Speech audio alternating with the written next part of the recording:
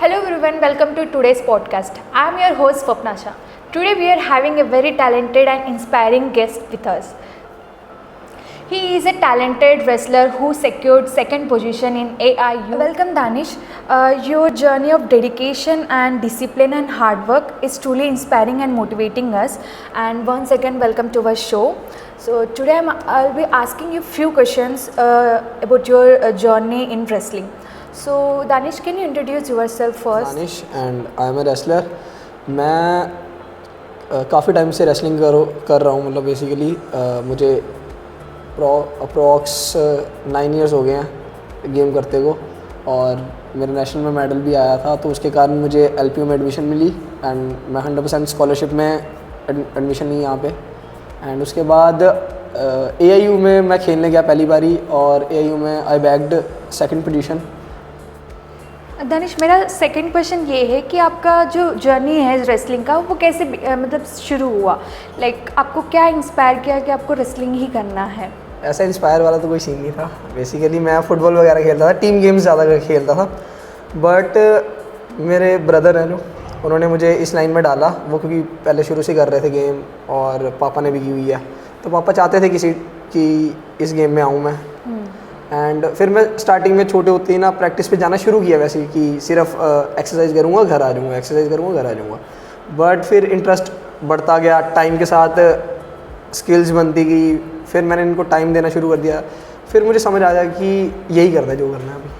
Okay Danish, मैं आपसे दूसरे सवाल भी पूछना चाहती हूँ कि ड्यूरिंग मतलब जब रेसलिंग कर रहे हो, आप प्रैक्टिस भी कर रहे थे, तो चैलेंजेस तो बहुत सारा फेस किए होंगे। मतलब बचपन से आपने शुरू कर दिया है, तो अभी तक मतलब ऐसा कोई मेजर चैलेंजेस फेस हुआ कि नहीं ये बहुत ज़्यादा था कि हमको छोड़ना है रेसलिंग, या फिर कुछ और हम परस्यू करें रेसलिंग के अलावा? बिल्कुल बिल्कुल मैम। मेजर चैलेंजेस जैसे कि इंजरीज़ का ही मुझे मेजर लगा। बाकी घर से पूरी सपोर्ट थी, किसी चीज़ की कमी नहीं थी, कोचेज़ अच्छे थे।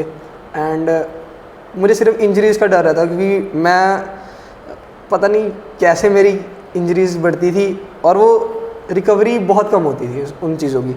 तो मुझे इंजरीज़ का ही हमेशा डर रहा है। और मेरे शोल्डर डिसलोकेट रहे, जब मैं नेशनल भी जाना था तो मेरा शोल्डर डिसलोकेट था। तो मुझे वही रिकवरी करने में ज़्यादा टाइम लग जाता है। फिर उसके बाद परफॉर्मेंस फिर दोबारा बढ़ाना, और ऐसा कभी लगा नहीं कि मुझे गेम छोड़नी चाहिए। So as we know that कि आप सेकंड पोजीशन सिक्योर किए थे AIU में। सो आपका फीलिंग कैसा था? मतलब आप एक पार्टिसिपेट किए और आप वहाँ पे जीत गए, सेकंड आए थे, तो आप क्या फील किए लाइक उस मोमेंट पे? मुझे ये था कि अच्छा लग रहा था, क्योंकि ये एक्सपेक्ट नहीं किया था। मुझे ये था कि मैं अभी नया बच्चा आया हूँ AIU में यूनिवर्सिटीज़ में, और मुझे इस टाइम पे एक्सपोजर मिलेगा, मैं सीख के कुछ जाऊंगा। बट अच्छा परफॉर्मेंस की और मेरा अच्छा मेडल भी आया, मैं खुश था, बहुत खुश था। पर मुझे अब लास्ट में ये हो गया था कि फाइनल में तो पहुंच गए हैं, अब गोल्ड ही आ जाए। तो मुझे उस चीज़ का हुआ कि गोल्ड आ जाता तो और बढ़िया रहता। कोई बात नहीं, आपने पार्टिसिपेट किया और आप जीते भी, वो बहुत बड़ी बात है, क्योंकि आपकी अभी ये स्टार्टिंग की जर्नी है। तो ये भी बहुत बड़ी बात है कि आपने सेकंड वहाँ पे, मतलब बहुत सारे होंगे, आप अकेले नहीं, बहुत सारे को बीट करके आप सेकंड आए, वो भी बहुत ज़्यादा इम्पॉर्टेंट है। तो क्या आप नेक्स्ट एम कर रहे हो नेशनल और इंटरनेशनल में मतलब जाने का? बिल्कुल बिल्कुल, तैयारी है अभी। या आप तैयारी कैसे चल रही है? ऑफ सीज़न चल रहा है अभी, उसमें रेस्ट चल रही है प्रॉपर। अच्छा। खाना पीना अच्छा चल रहा है, प्रैक्टिस अच्छी चल रही है। बस ये है कि पेपर्स आ जाते हैं यूनिवर्सिटी के, तो बाकी पेपर भी तो देना ही पड़ेगा, वो भी तो इम्पोर्टेंट है। तो मेरा लास्ट और आखिरी क्वेश्चन ये है आपसे कि आप क्या मैसेज देना चाहते हो जो यंग है, जो रेसलिंग करना चाहते हैं या फिर सोच है कि एथलीट्स बने, तो आपका क्या मैसेज है उनको?